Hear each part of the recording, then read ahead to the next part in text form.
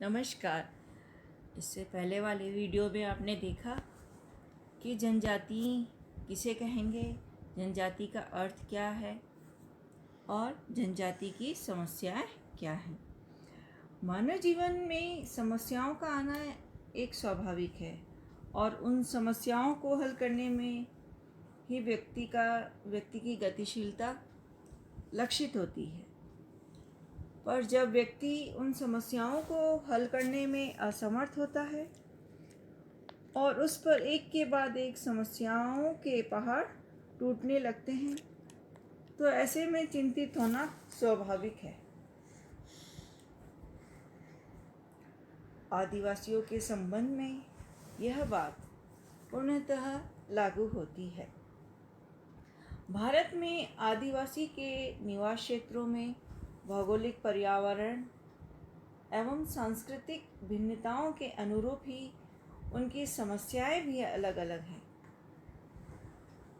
इस दृष्टिकोण में हम देखें तो आदिवासियों को 3 भागों में बांटा जा सकता है।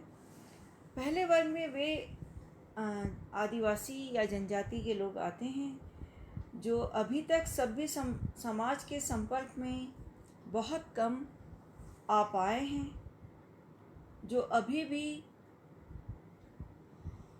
सघन जंगलों में प्रकृति के बीच में बसेरा करते हैं। इनमें हिमाचल प्रदेश और अंडमान निकोबार द्वीप समूह के जनजाति के लोग आते हैं। दूसरे वर्ग में वे जनजाति के लोग आते हैं जिनका अन्य समुदायों से संपर्क हुआ है और इसके कारण उनके जीवन में आर्थिक, सामाजिक और सांस्कृतिक अत्यधिक प्रभावित हुए हैं,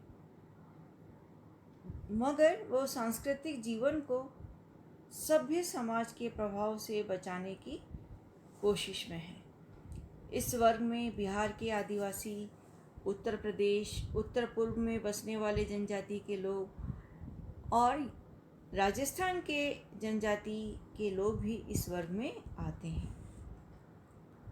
अब हम बात करेंगे तीसरे वर्ग की। तीसरे वर्ग में वे जनजाति के लोग हैं जिनके क्षेत्र में सरकार द्वारा बहुत सारी योजनाएं चलाई जा रही हैं, जैसे सिंचाई योजना, ताप विद्युत योजना, खनन पर आधारित उद्योग स्थापित करने की योजनाएं चलाने के कारण उन्हें अपने निवास स्थान से यानी उनके मूल परिवेश से उन्हें हटाकर अन्य स्थानों पर बसने के लिए मजबूर किया जा रहा है।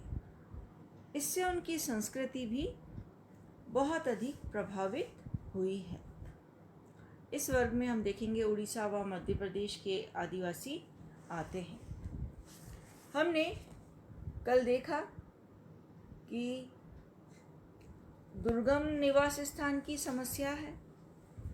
उसके बाद हमने आर्थिक समस्याएं देखी, स्थानांतरित खेती संबंधी समस्या, नवीन भूमि व्यवस्था संबंधी समस्या, वनों से संबंधित समस्या, औद्योगिक श्रमिकों की समस्या, ऋणग्रस्तता की समस्या। उसके बाद हमने सांस्कृतिक समस्याएं देखी थी, अंतर जनजातीय सांस्कृतिक विभिन्नता की समस्या, भाषा संबंधी समस्या, जनजातीय ललित कलाओं का ह्रास और धार्मिक समस्या। आज हम प्रकाश डालेंगे स्वास्थ्य संबंधी समस्या। स्वास्थ्य संबंधी समस्या क्योंकि अधिकांश जनजाति के लोग घने जंगलों, पहाड़ी भागों, तराई के क्षेत्रों में रहते हैं और सबसे बड़ी जो इनके सामने समस्या है वो है रोटी की यानी खाने की, जहाँ इन लोगों को संतुलित भोजन का अभाव है। अभाव इसलिए है क्योंकि निर्धनता है। इनके पास कार्य करने का कोई भी यानी एक हम कहेंगे कि इन्हें कार्य करने के लिए इनके अनुरूप व्यवसाय नहीं मिल पाता है, या इनके अनुरूप जो कार्य ये कर सकते हैं, जैसे कृषि के कार्य, उसमें अगर प्रकृति पे डिपेंड है, अगर अच्छी बारिश होगी तो ये फसल ले पाएंगे, नहीं तो नहीं ले पाते। तो इसका कारण क्या होता है कि ये जहाँ गरीबी है और गरीबी से और गरीब ये लोग होते जाते हैं, और इनका जब भोजन नहीं मिलेगा हमें, तो नेचुरल है कि हमारा जो स्वास्थ्य है वो भी खराब रहेगा। अनेक रोग यहाँ पे पाए जाते हैं, और रोगों के कारण हम देखते हैं कि सबसे बड़ा जो कारण है यहाँ पे सड़क नहीं है। सड़क इसलिए नहीं है क्योंकि ये लोग दूर दराज के क्षेत्रों में रहते हैं जहाँ सड़क नहीं है। सड़क नहीं है तो यातायात के साधन नहीं है। यातायात के साधन नहीं होने से बहुत सारी सुविधाओं का यहाँ अभाव होता है। तो बीमारी के इलाज के लिए ये लोग चिकित्सक को नहीं दिखाते। जहाँ तक हो ये लोग जंगली जड़ी बूटियों, झाड़ फूँक, जादू टोने, भोपा, इनके पास जाते हैं। और अधिकांश जो जनजाति के लोग हैं वो स्वास्थ्य के नियमों से अपरिचित हैं। उन्हें पौष्टिक भोजन उपलब्ध नहीं हो पाता, और पौष्टिक भोजन उपलब्ध नहीं होने के कारण इनका स्वास्थ्य दिन बर दिन गिरता चला जाता है। ये लोग सभ्य समाज के या बाहरी संस्कृति के संपर्क में आने के कारण, पहले जहाँ ये लोग महुआ, चावल, ताड़, गुड़ की शराब का प्रयोग करते थे, अब वर्तमान में ये लोग अंग्रेजी शराब का प्रयोग भी करने लगे हैं, जो अधिक हानिकारक होती है।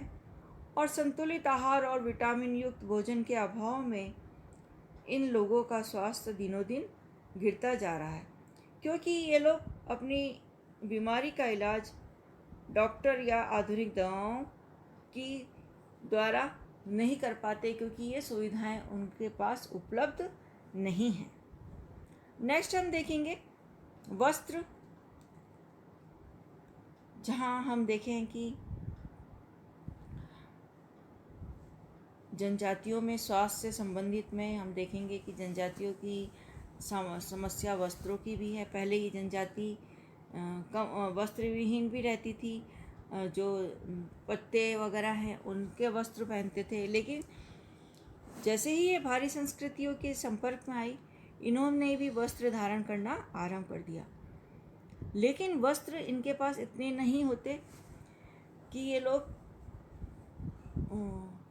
कपड़े यानी कपड़े बदल सके। तो उससे क्या होता है कि ये लोग अधिक का वस्त्र नहीं होने के कारण ये लोग गंदे रहते हैं, और गंदे रहने से चर्म रोगों का शिकार होते हैं, और गीले कपड़े पहनने से भी अनेक इनके यानी शरीर में रोग और गंदगी आ जाती है। तो वस्त्र भी एक बहुत बड़ा स्वास्थ्य का कारण है कि सही वस्त्र नहीं होने के कारण, अधिक वस्त्र नहीं होने के कारण इनमें इनकी जो चर्म संबंधी रोग हैं वो हो जाते हैं। फिर हम देखते हैं चिकित्सा का अभाव, क्योंकि पौष्टिक भोजन नहीं मिलता, वस्त्र भी नहीं मिलते, इसके परिणाम स्वरूप अनेक प्रकार के रोग हो जाते हैं। और रोगों की अधिकता होने के साथ चिकित्सा का भी अभाव पाया जाता है। ये लोग अपना इलाज डॉक्टरों से कराने में विश्वास नहीं करते, और बीमार होने पर, जैसे हमने देखा है कि बीमार होने पे ये जादू टोना, झाड़ फूँक, भोपा, इनके पास जाने में विश्वास करते हैं। तो इसका परिणाम ये होता है कि जहाँ बीमारी ठीक नहीं हो पाती और अधिक बढ़ जाती है, और डॉक्टरी सहायता इन्हें समय पर उपलब्ध नहीं होने से, और हम कहेंगे कि समय पर उपलब्ध नहीं हो पाती क्योंकि इनके यहाँ ये सुविधाएं उपलब्ध नहीं होती, और सफाई की कमी रहती है, इनमें पौष्टिक आहार की कमी रहती है, दुर्गम निवास स्थानों के कारण चिकित्सा का अभाव पाया जाता है। इससे इनके स्वास्थ्य पर बहुत अधिक कुप्रभाव पड़ रहा है, और स्वास्थ्य से संबंधित अनेक समस्याएं इनके जीवन में आती हैं। धन्यवाद।